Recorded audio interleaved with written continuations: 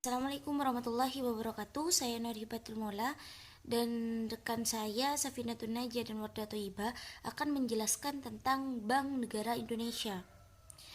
Ruang lingkup penjelasan kami antara lain sejarah Bank Indonesia, tujuan dan fungsi Bank Indonesia, dan hubungan Bank Indonesia dengan pemerintah dan dunia internasional.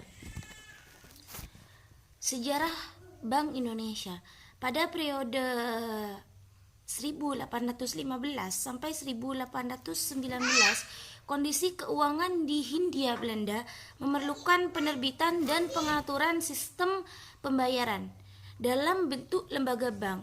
Tepatnya pada tahun 1819, kalangan pengusaha di Batavia, Hindia Belanda mendesak agar pemerintah mendirikan lembaga bank. Desakan didirikan lembaga bank oleh pengusaha di Batavia tersebut guna memenuhi kepentingan bisnis mereka. Lalu pada 9 Desember 1826, Raja William I menerbitkan surat kuasa kepada Komisaris Jenderal Hindia Belanda yang isinya perintah untuk membentuk bank berdasarkan wewenang khusus berjangka waktu atau oktroi. 16 dan 17 atas dasar surat kuasa Raja William tersebut, pemerintah Hindia Belanda mulai mempersiapkan berdirinya DJVC Bank.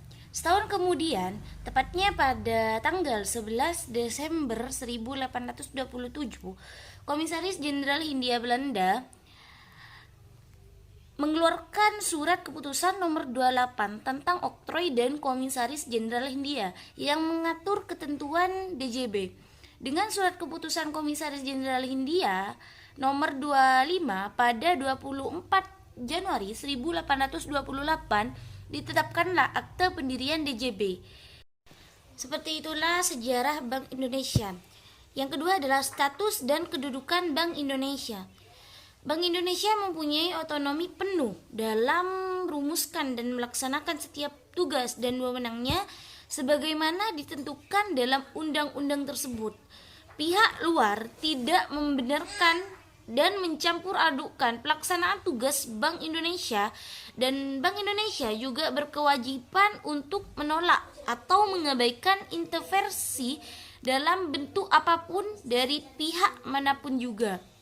Status dan kedudukan yang khusus tersebut diperlukan agar Bank Indonesia dapat melaksanakan peran dan fungsinya sebagai otoritas moneter secara lebih efektif dan efisien.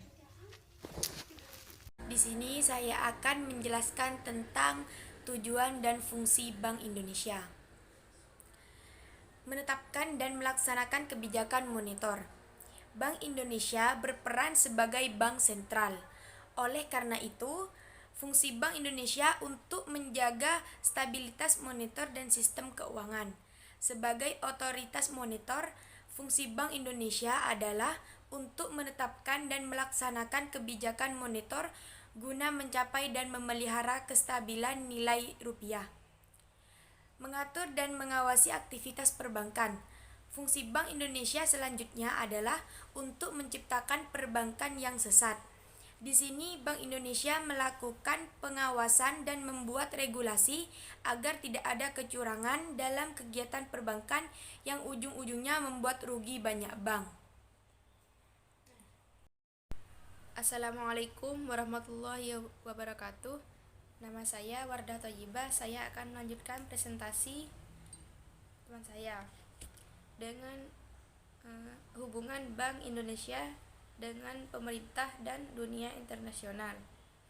Kerjasama dan koordinasi antar otoritas sistem keuangan dilakukan baik secara bilateral maupun trilateral dalam rangka melakukan harmonisasi kebijakan, pertukaran dana dan informasi, serta kepentingan koordinasi lainnya, sebagaimana amanat pasal 10 ayat 4 Undang-Undang Republik Indonesia tahun 2011 tentang Otoritas Jasa Keuangan dan pasal 65 ayat 1 Undang-Undang Republik Indonesia Nomor 24 Tahun 2004 tentang Lembaga Penjamin Simpanan.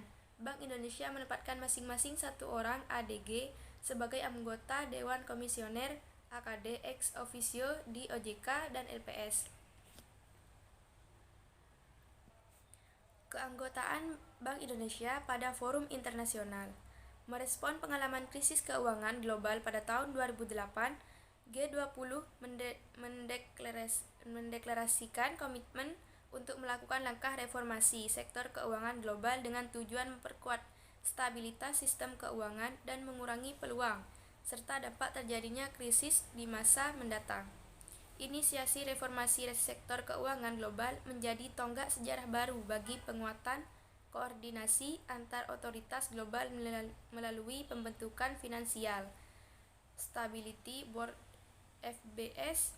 FSB yang dimandat G20 untuk mengawal implementasi reformasi yang dimaksud. Sekian, terima kasih. Wassalamualaikum warahmatullahi wabarakatuh.